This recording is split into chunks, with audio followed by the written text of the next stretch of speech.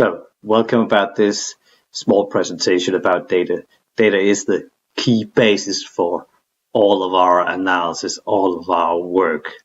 It is what distinguishes us from amateurs and, well, politicians. That's also why in this slide we usually have what are the different models linked to. We don't, because data is the basis for all of our theories, models. We cannot use them without proper data. So our agenda is, what is data? What is quantitative data? What is qualitative data? Primary data, secondary data. And as the old American W. Edward Denning said, more or less, in the gods we trust, all others must bring data. And that is the case for all academic discussions, all academic reports. We bring data. And data, well, that's not the character from Star Trek, but data is information that has been collected. And those are the two key words in this talk about data: information types, and collection type.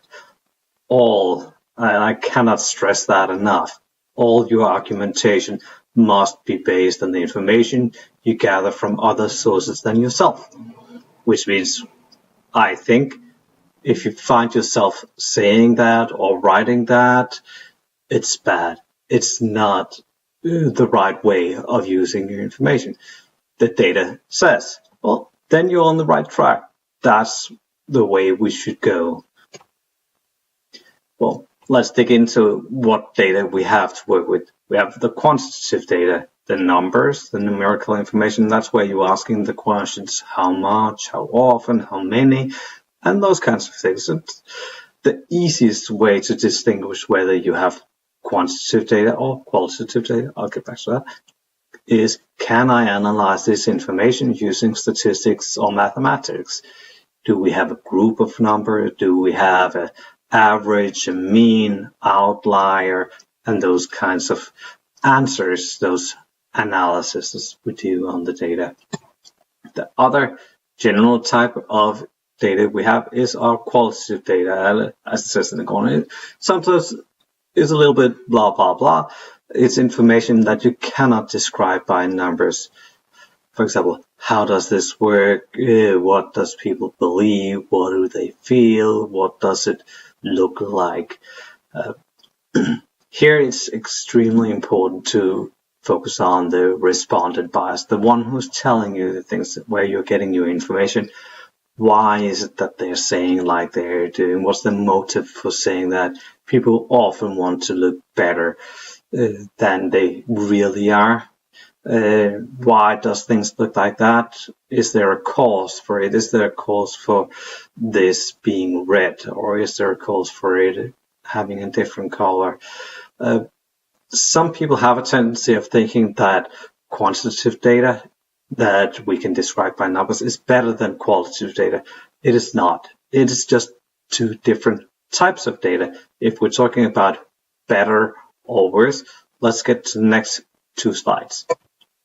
Better is what we're calling our primary data. It's data which is collected at the source. So it's the number that you have counted specifically walking through the doors of your store. It's collected for this purpose, and in this I mean the specific project or discussion that you're having. Examples of that is interviews, surveys, focus groups, observations, and likes. That's our primary data. The other type of data is secondary data. Data is collected and interpreted by someone, and again, that's the key word, interpreted. Someone has thought about how should this information be presented. It's collected for another purpose than yours most of the time, so it's also with some idea of how we want to reach a conclusion. It's industry reports, financial reports, articles, books. So as you can see, it can both be numerical and qualitative data that you get as secondary data. Why then not just use primary data all the time? Well, primary data is not always available.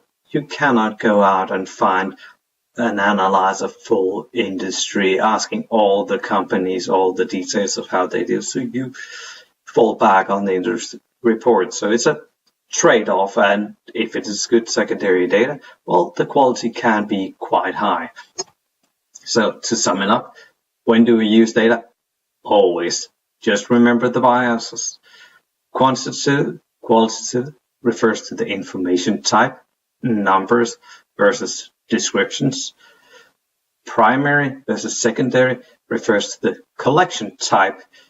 Is it right at the source, or is it interpreted by someone? Often the distinctions between those are what students have errors in. They think, well, the company you report, that's primary. Well, not really. It is at the source from the company, but they have adjusted the numbers and presented it in a way that they feel is most representative of their company. Also, we have a common error in people thinking that quantitative, the numbers are better than the qualitative. It all depends on what you need it for. So that's it. Thank you for this presentation. What's some more hybrid degrees? Good.